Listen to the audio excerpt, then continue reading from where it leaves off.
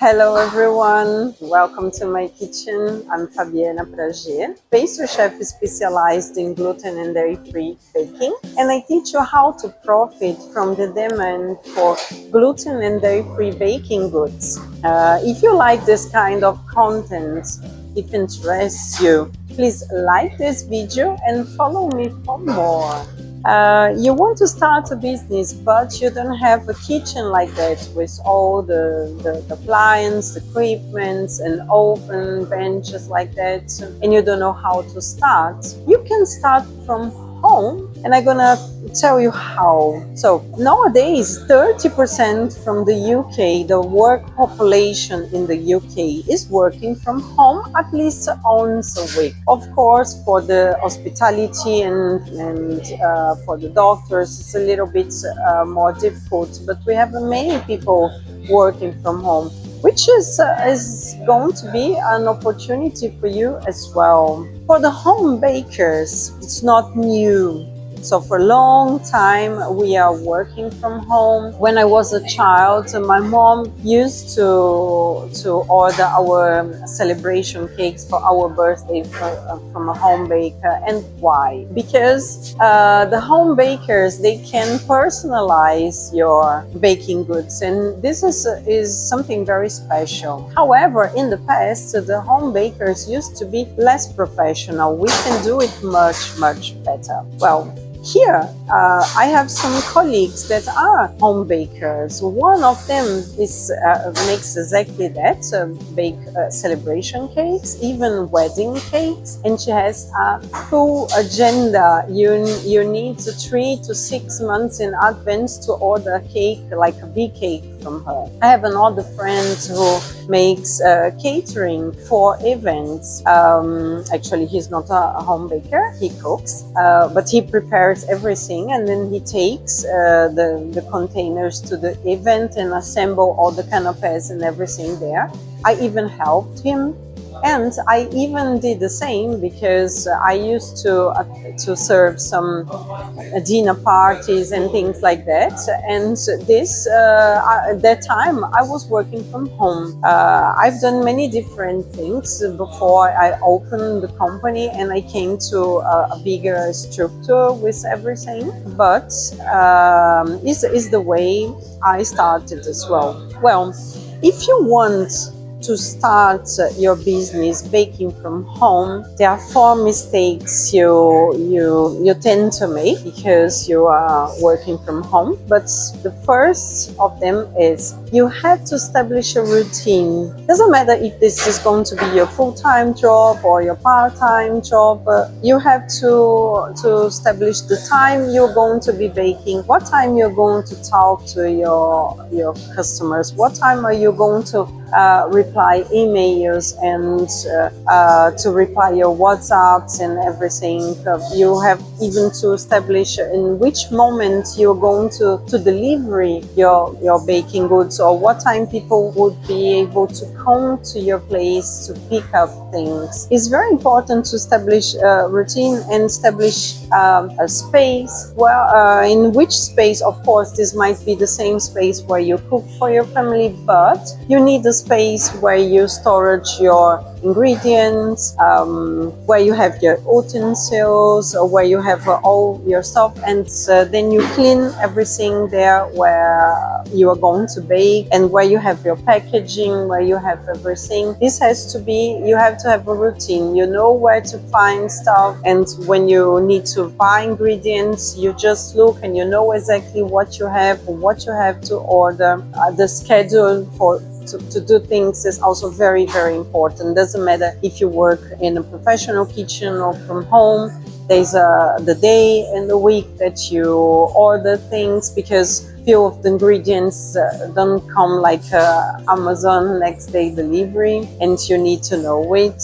Well, this would be the first one. The second one, not less important, is take this seriously. If you start telling people that you bake something, then just don't do one thing in one day, one thing next day. Then when people want to order again from you, this week you are not working. Of course, it can happen, especially if you are working from home, but you must make sure that you are taking this seriously. Like you have a menu with everything you want to sell. You have the prices, because many times people say, okay, I sell brownies, and then I come to you and say, okay, and if I want 50, when can you deliver?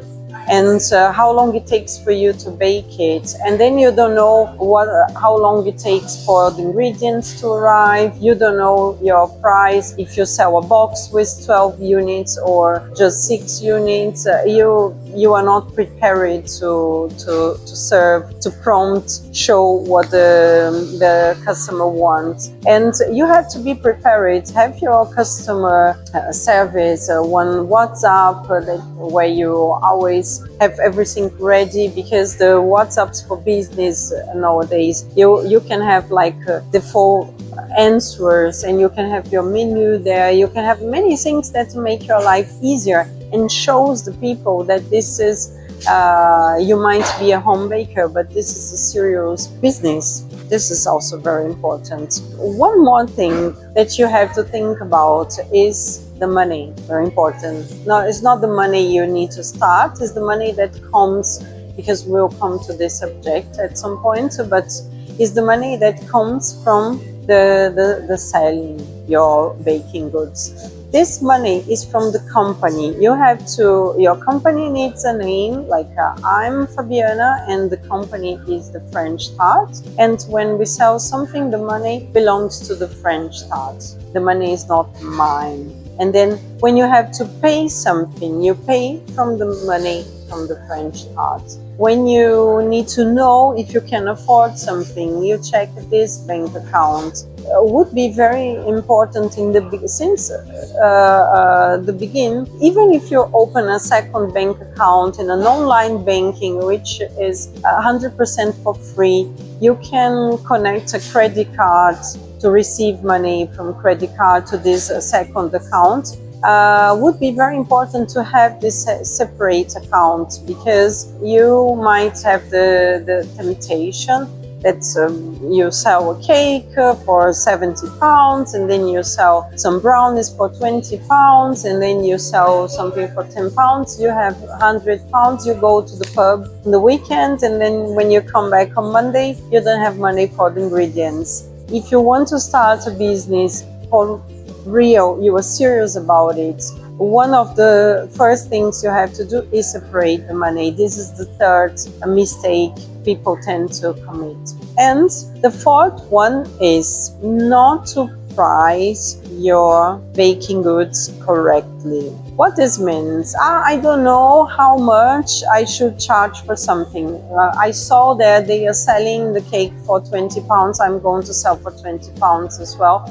That's my price. This is a kind of guide, of course. Remember always to compare the same with the same. You can't say, I went to a restaurant, fine dining, and I paid 15 pounds for tiramisu, and then the price for tiramisu in the supermarket is 3 pounds, which means the restaurant is expensive. No, you are not comparing the same with the same. You can't even compare the 3 pounds tiramisu from the supermarket with the gluten-free and dairy-free tiramisu from the supermarket, because you have completely different ingredients, and you might have a different packaging and everything different, you know. When compare the same with the same. We have to do our price research, but that's not everything. When you make your price, you have to list what are your costs.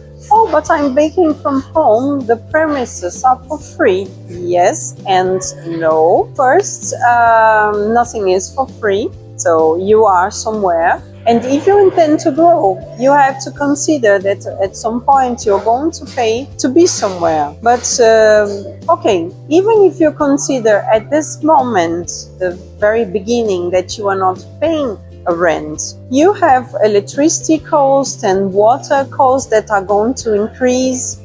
When you start to bake from home, you're going to use your dishwasher often, if it's the case. You have the packaging, you have your time, you have business cards you're going to make, you have your labels. And packaging, don't underestimate packaging and labels, because those are things that cost a lot of money if you don't do it in a large quantities. It's not super expensive, but it's a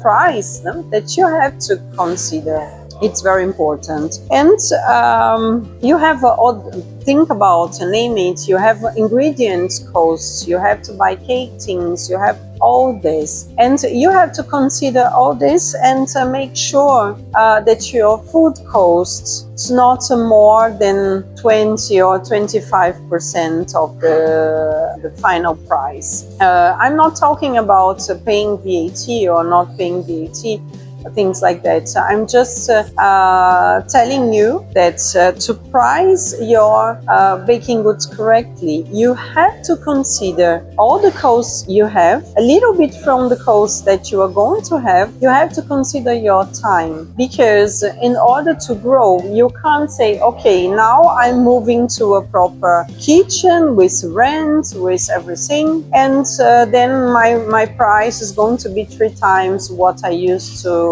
charge before, because this is not professional. You can't work like that. You can't grow with this mentality. It's very important to understand the start pricing your baking goods correctly. You can even ask questions here if you want.